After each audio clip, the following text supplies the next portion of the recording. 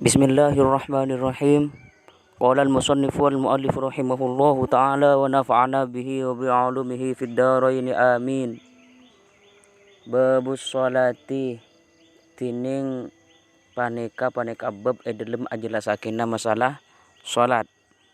Semakin kita memasuki bab pertama dalam kajian kitab Fathul Mu'in, di mana bab pertama di sini langsung menjelaskan tentang sholat. Ini kitab berbeda dengan kitab fikih Syafi'i yang lain. Kalau kitab fikih Syafi'i yang lain biasanya diawali dengan masalah thaharah, namun di sini langsung pada bab sholat.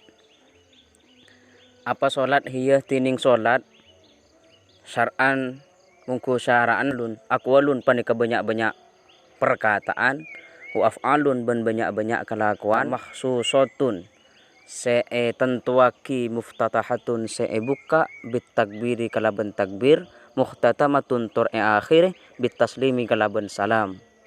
Salat mungku syara adalah beberapa perkataan dan perbuatan tertentu atau yang ditentukan, yang diawali dengan takbiratul ihram dan diakhiri dengan salam. Ini yang dimaksud dengan sholat. Cuman makna ini ada yang mempermasalahkan.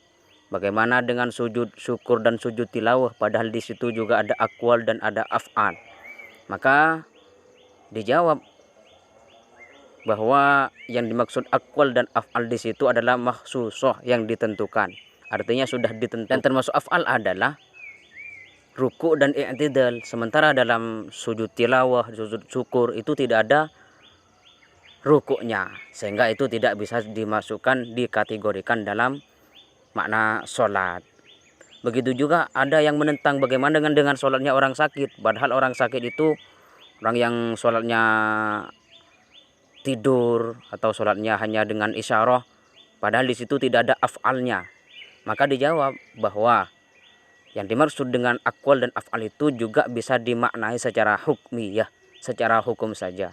Artinya meskipun tidak aqwal, tidak ada af'al secara zahiri ya, seperti sholatnya orang sakit, maka itu juga bisa dikategorikan sholat karena af'al yang dimaksud di sini tidak hanya zahiriyah tapi juga makna secara hukmiyah.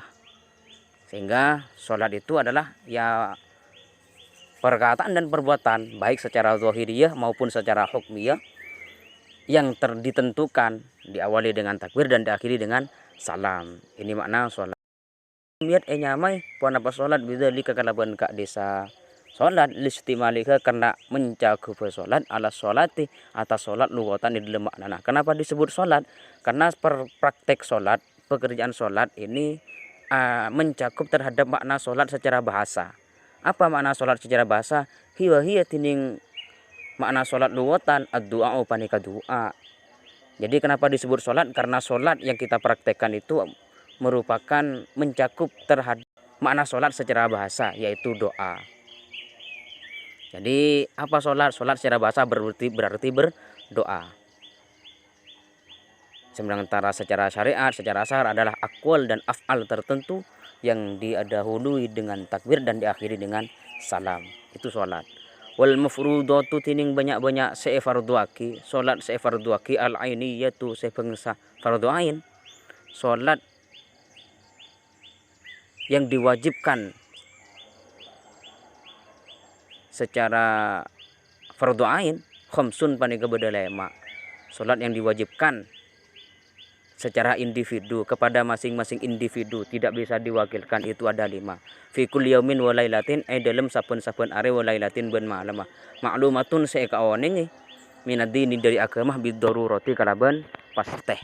Artinya sholat tersebut diwajibkan kepada umat Islam secara ainiyah, secara individu, kepada masing-masing individu sehari semalam ada 5, sebagaimana sudah diketahui dari agama secara pasti. Ini ada hadis, Allah mewajibkan kepada umatku dengan Rasulullah pada malam Isra Mi'raj 50 sholat.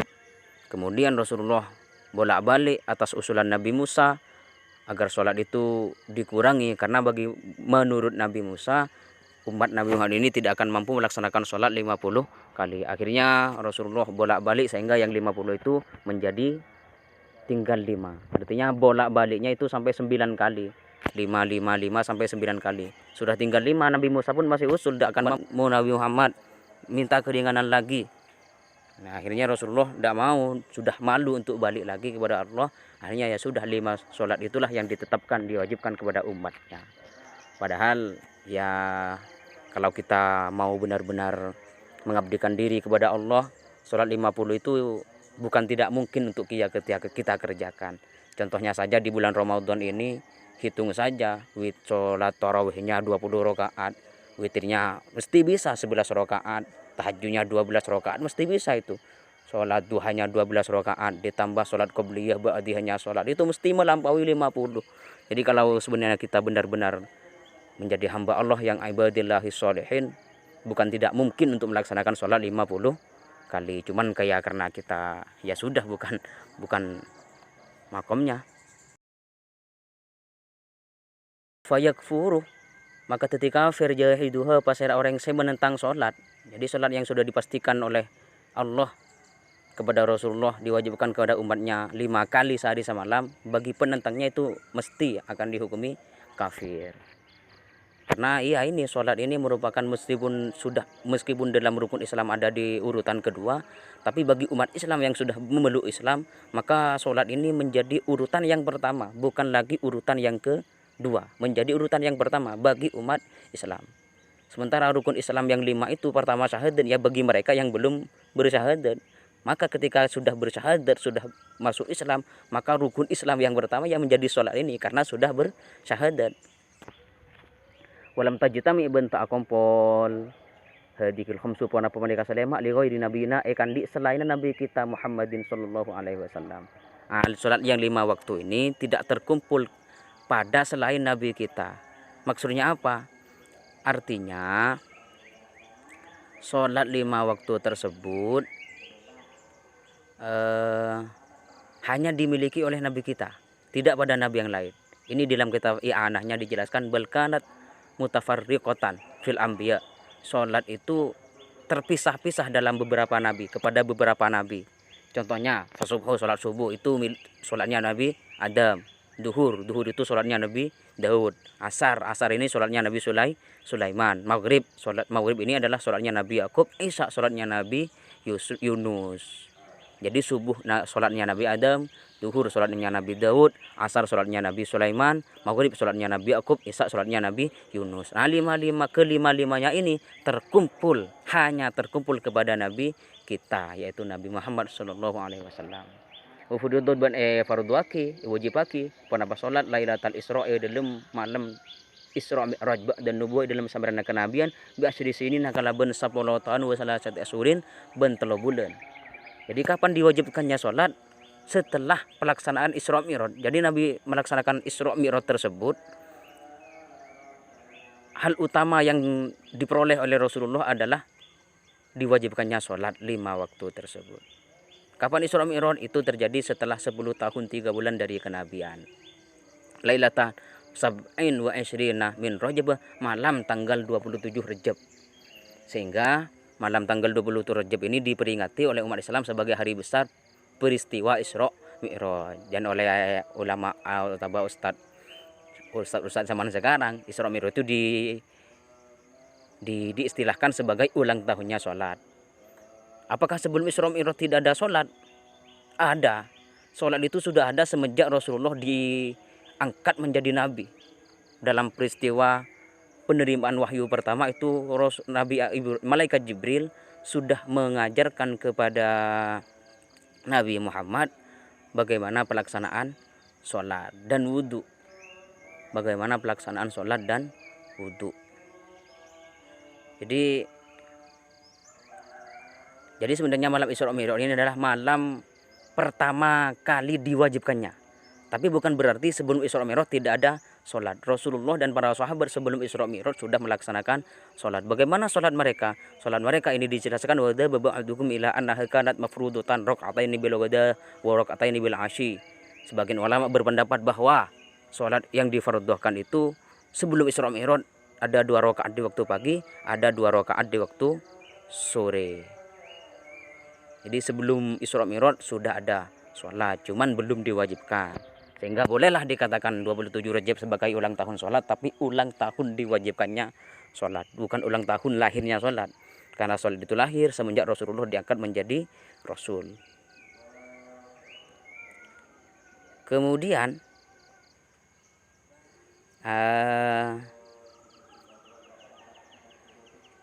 walam tajib bentak wajib pun apa salat subuh yaumatil kalailati dalam are malam Ka'disah. Jadi Rasulullah datangnya dari perjalanan Isra Mi'raj itu subuh. Di waktu itu subuh belum diwajibkan. Kenapa? Li'adamil ilmi bi kaifiyatiha, karena belum ada pelajaran bagaimana tata caranya. Artinya yang subuh di waktu itu belum diajarkan, belum ada pelajaran kepada sahabat. Jadi subuh di malam itu belum diwajibkan. Innama tajibu angin wasdana wajib al maktubatu pun apa salat wajib aki ayat salawat itu tegas sebanyak-banyak salat alhamdulillah ala kulli muslimin atas saben-saben orang Islam umukan lafin semukallaf. Salat 5 waktu ini diwajibkannya kepada siapa? Ya kepada umat Islam yang sudah mukallaf. Mukallaf ini artinya apa? Aibalighin, artinya sudah baligh, akilin dan berakal. Jadi yang diwajibkan sholat ini diwajibkannya kepada setiap orang Islam yang sudah mukallaf. Mukallaf artinya baligh, umurnya sudah baligh dan berakal. Kalau tak baligh bagaimana? Jadi meskipun baligh tapi tak berakal seperti orang gila, ya tidak wajib sholat. Atau hanya berakal saja tapi belum baligh seperti anak-anak, ya mesti sekarang itu sudah banyak yang cerdas-cerdas tapi belum baligh, maka itu belum diwajibkan sholat. Cuman ya perlu diajari, perlu diberikan pelajaran sejak kecil.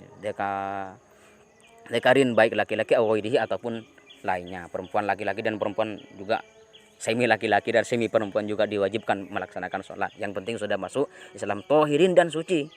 Sehingga fala tajibu maka tak wajib ala kafirin atas maka tak wajib pada sholat ala kafirin atas orang kafir asli asli wasobiin ben akana akeni wa majnunin ben orang gila wa ali ben orang sejen-ajenan wa sakrona ben orang se mabuk bila ta'din kala bentar pangan berarti betas. Ini orang kafir tak wajib sholat ya karena tak masuk Islam, buat apa sholat?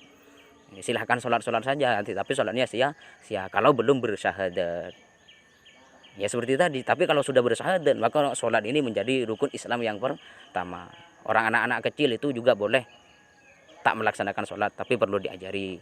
Upajunin orang gila, ya ini kalau tak mau sholat orang Islam itu ya ini silahkan menjadi kecil anak-anak lagi atau menjadi orang gila. Sakrona dan orang yang mabuk bila ta'din kala bentan pangali betas, mabuknya tak melampaui batas. Artinya mabuknya misalnya duhur kan 2 jam 12 misalnya, tapi mabuknya jam 1. Bukan karena lalai. Maka kalau seperti itu, mabuknya jam 1, maka duhur itu ketika sembuh dari mabuk nanti duhurnya wajib diqodho. Wajib diqodho. Kalau mabuknya jam 11, maka duhurnya tidak wajib diqodho sudah. Yang penting bila ta'din kala bentan pang melampaui batas. Tahu mabuknya, tapi mabuk karena apa? Kan mabuk tidak boleh itu. Li'adami taklifihim, karena tak ada kepaksaan mereka. Tak ada kepaksaan, tak masuk khitab orang kafir, orang sobi, tak masuk khitab syar'i, tak masuk khitab syar'i. Wala ben tak wajib ala haidin atas orang haid, wa nufasa aban orang banyak orang senifas. Salat juga tidak wajib kepada orang yang nifas, haid dan nifas. Ini khusus perempuan. Bonus dispensasi. Tapi bagi saya harus sedih kalau sudah haid itu. Jika sedih kenapa? Karena tidak bisa beribadah, tidak bisa baca Al-Qur'an. Maka bersyukurlah bagi yang sudah jadi laki-laki, karena setiap waktunya tanpa jeda untuk melaksanakan ibadah. Sementara perempuan ada jedanya, itu sedih lah, tidak bisa ibadah. Makanya kalau perempuan di setiap waktu ganti sholatnya itu dengan zikir, kan zikir kan tidak apa-apa bagi orang haid itu. Maka kalau sholatnya duhur 5 menit, maka ganti selama 5 menit itu diganti dengan zikir, biar tidak terlepas dari ibadah kepada Allah, tidak terlepas untuk mengingat kepada Allah dalam seharinya. Kalau 15 hari haid kemudian tak berzikir sama sekali, li'adami sihhatiha, karena tak sanah sholat minhuma dari haid dan nufasa, dasa ya karena tidak suci. Haid dan nifas itu tidak suci, maka tak sah kalau melaksanakan sholat. Wala qadha ban tada qadha alaihi atas kedua. Nah, tak usah qadha. Siapa yang wajib qadha? Wal tajibu dia wajib kena qadha ala murtadin atas orang yang murtad. Wa muta'addin orang yang setengah libati batas bisukarin kalaban sebab mabuk. Ini yang wajib mengqadha.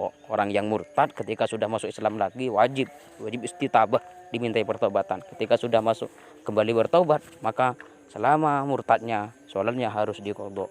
Orang yang mabuk, kalau mabuknya karena melalai, karena melampaui batas, maka sholatnya harus diqadha. Sudah? Ya sudah, sampai di situ saja. Wallahu a'lam bishawab. Al-Fatihah.